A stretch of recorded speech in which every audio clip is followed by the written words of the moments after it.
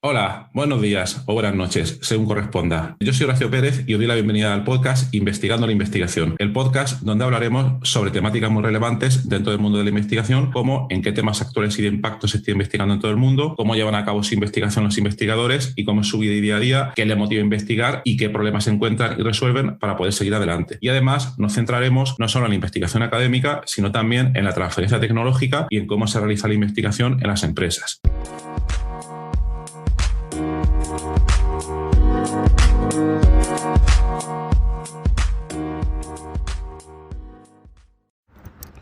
Hola, hoy es lunes 14 de febrero de 2022 y hoy seguimos en la serie que iniciamos el viernes pasado, que era Linux, línea de comandos y computación científica.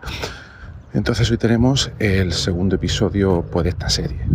Nos habíamos quedado en el episodio anterior en que estábamos comentando cómo acceder a ese supercomputador que está ejecutando Linux mediante la línea de comandos.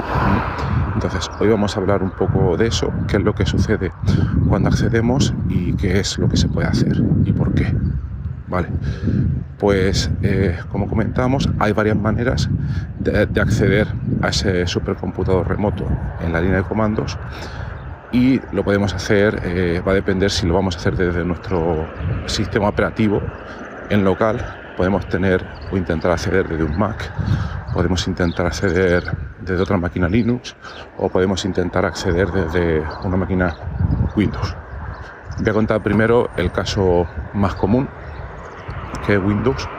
Entonces ahí necesitaremos tener instalada una aplicación que permite conectarnos de manera remota mediante el protocolo SSH, que es un tipo de conexión segura, encriptada. Entonces para ello nos instalaremos un programa que es gratis, que se llama PuTTY, P-U-T-T-Y. Instalamos ese programa, es relativamente fácil de configurar y la información que le tenemos que dar es el nombre de la máquina a la cual nos queremos conectar, también nuestro usuario y también el password para poder conectarnos. Eso sería desde Windows. No me meto más en detalle porque si tuviera que comentar más detalles ya tendría que explicarlo un poco de manera gráfica o haciendo un vídeo, y mi objetivo aquí no es ese. Mi objetivo aquí es contarlo pues a través del podcast. Entonces os dejaré el enlace y de verdad que es muy fácil de utilizar este programa, ¿vale? Luego, ¿cómo lo haríamos desde otra máquina Linux o desde otra máquina Mac? Pues ahí simplemente tenemos que abrir la línea de comandos y teclear SSH, nombre de usuario que tenemos en esa otra máquina, el símbolo de arroba y luego el nombre de la máquina. Entonces luego nos conectaremos, nos pedirá el password y ya estaremos todos conectados dentro de esa máquina remota. Vale, ahora vamos a suponer que ya nos hemos conectado todos a esa máquina en remoto y vamos a ver qué es lo que se puede hacer aquí. Primero vamos a comentar de manera general el caso de la computación científica, que es el que más nos interesa en principio. Pues bien, vamos a suponer que tenemos un ejecutable, un programa que hace algún tipo de simulación, algún cálculo, y que lo queremos ejecutar en esa máquina remota. Pues las cosas que podemos hacer ahí serían, en primer lugar, tendremos que tener una copia de ese programa en la máquina remota, y para ello tenemos que emplear un programa que permita trasladar o transferir ficheros entre nuestra máquina local, nuestro portátil y la máquina remota, que puede ser ese clúster de cómputo científico. Existen muchas alternativas, muchas maneras de poder hacer esto, pero yo lo que os recomiendo es un programa que es open source, es gratis, y que se llama Filzilla, F-I-L-E-Z-I-L-L-A. Lo dejo en la nota del programa para que podáis acceder a él y es muy fácil de utilizar. Simplemente te aparecen dos paneles, uno con tu sistema de archivos en local, otro con el sistema de archivos en remoto, y vas arrastrando cosas y hacer transferencias. La verdad es que resulta bastante fácil. Pues bien, vamos a suponer que nosotros ya en local hemos probado ese software de computación científica, ese programa que hace algún tipo de simulación, ya no funciona a pequeña escala. Hacemos una simulación relativamente pequeña y entonces lo cogemos y nos lo llevamos a esa otra máquina en remoto. Ya lo tenemos allí. Ahora lo primero que haríamos sería pues probar que efectivamente también funciona en esa máquina remota al ejecutarlo.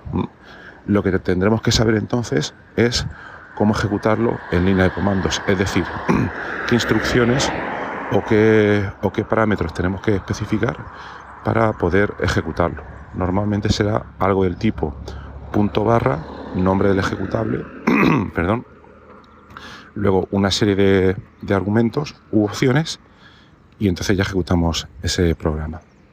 Pues esta sería la manera más sencilla, pero que tenemos que, perdón otra vez, que tenemos que ejecutar y probar para ver que todo está en orden y que se puede ejecutar sin ningún problema en esa máquina en remoto. Bueno, pues el episodio de hoy termina aquí. Como os he comentado, esto va a ser una serie y sobre todo va a ser una serie bastante práctica, donde lo que os recomiendo es que para seguirla siempre os voy a dejar algún tipo de ejercicio de ver para que lo practiquéis y planteéis dudas y en el próximo episodio pues las responderé. Esa va a ser un poco pues la dinámica. Voy a dejar pasar normalmente un par de días entre cada par de episodios para que os dé tiempo a practicarlo.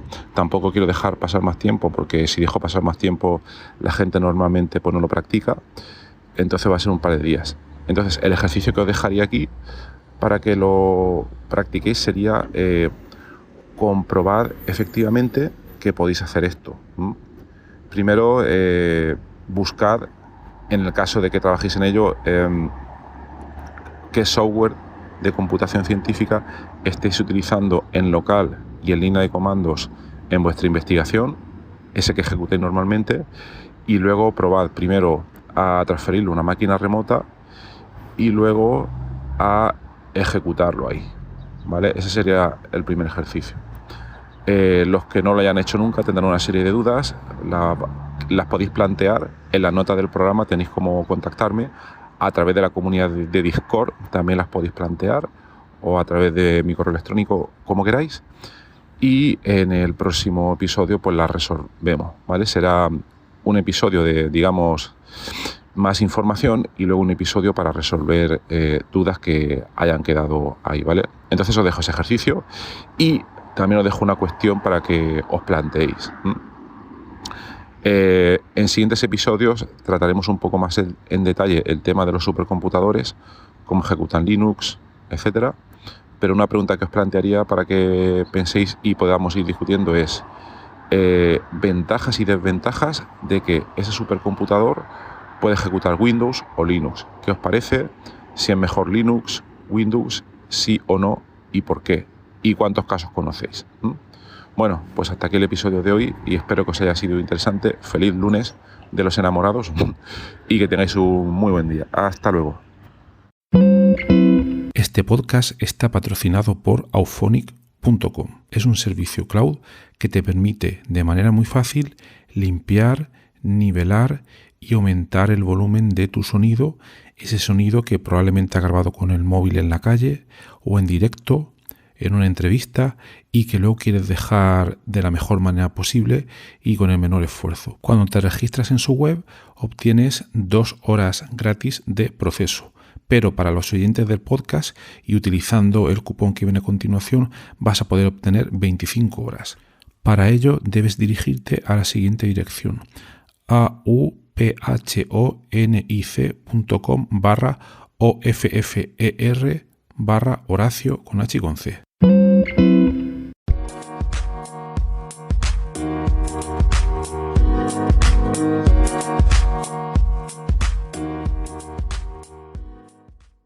gracias por estar ahí y por escuchar este podcast.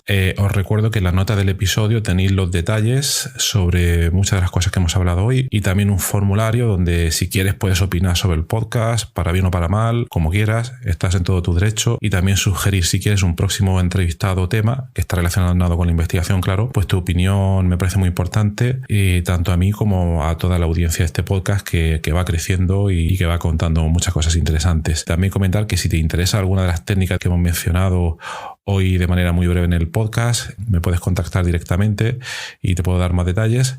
Y por último, si te ha gustado, te agradecería muchísimo que lo recomendases a quien veas que le puede interesar y difundirlo por las redes sociales o donde sea. Y nada, y si estás en Apple Podcast, pues ponernos ahí 5 estrellas o 4 como quieras. Siempre viene bien. Muchas gracias. Hasta luego.